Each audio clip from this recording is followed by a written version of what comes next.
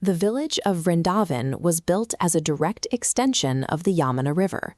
For generations, the settlement's survival depended entirely on the stone banks and flowing water that defined its borders. Every morning, the community followed a strict agricultural routine. Cowherd boys guided their cattle into these riverside pastures, a cycle that turned the local grass and water into the village's primary livelihood. At the center of this daily life was a young boy named Krishna. While he spent his days among the other cowherds, the village looked to him as their primary protector and leader. This pastoral harmony was absolute, but it was also fragile. In an ecosystem this tightly integrated, the health of the community was only as secure as the purity of the river itself. That security was shattered by the arrival of Kaliya. This wasn't a temporary predator. The massive serpent claimed the Yamuna as his own, saturating the water with a paralyzing level of venom. The river transformed almost instantly. As seen here, the water becomes choked with thick, white, toxic foam. The fumes were so concentrated they killed birds as they flew overhead, effectively turning a lifeline into a dead zone that the villagers could no longer approach. The crisis peaked when Krishna's friends, unaware of the danger, drank from the river after a day of play. They collapsed on the bank immediately, victims of the contaminated supply. Krishna intervened at once. He used his divine vision to neutralize the poison in their systems, reviving the boys and offering a reassuring smile to the panicked group. But Krishna recognized that reviving the victims only solved part of the problem. As long as Kaliya remained in the water, the threat to the villagers' survival was permanent. He had to remove the source of the toxicity. Krishna climbed a massive Kadamba tree overlooking the poisoned Yamuna. From this height, he saw the full extent of the serpent's reach. Without hesitation, he leaped from the branches, plunging directly into the dark, churning water to challenge the serpent on its own ground.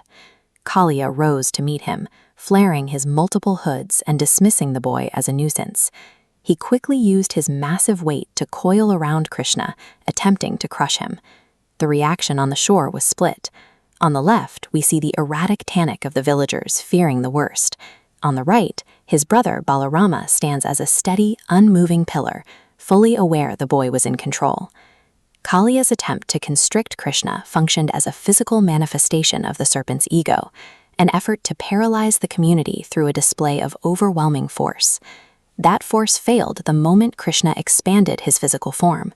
The pressure was too much to hold, and the coils were instantly shattered. Before Kaliya could recover, Krishna leaped onto the serpent's heads, taking the dominant position. In the Kalia Mardanam, the serpent starts with a massive reserve of arrogance. Instead of weapons, Krishna used a calculated dance to address this imbalance. With every rhythmic step, he methodically pressed down, systematically draining Kaliya's ego, while the bar of submission climbed.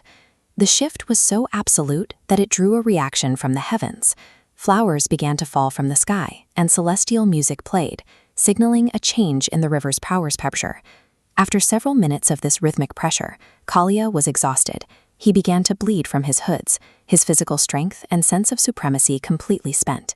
This victory was achieved not through destruction, but through the precise dismantling of the serpent's will to dominate. As Krishna prepared to deliver a final blow, Kaliya's wives emerged from the water. They folded their hands and pleaded for his life. They argued that the serpent's aggression was a product of his limited nature. He wasn't acting with complex malice. He was simply existing as a venomous creature that had forgotten its place. Krishna accepted the plea. He granted a pardon but enforced a strict exile, ordering Kaliya to leave the Yamuna immediately for the distant Ramanaka island. This exchange defined the limits of justice. By sparing the serpent but removing him from the ecosystem, Krishna protected the village without resorting to unnecessary execution. The impact was immediate. With the source of the venom entirely gone, the Yamuna River rapidly ran transparent again.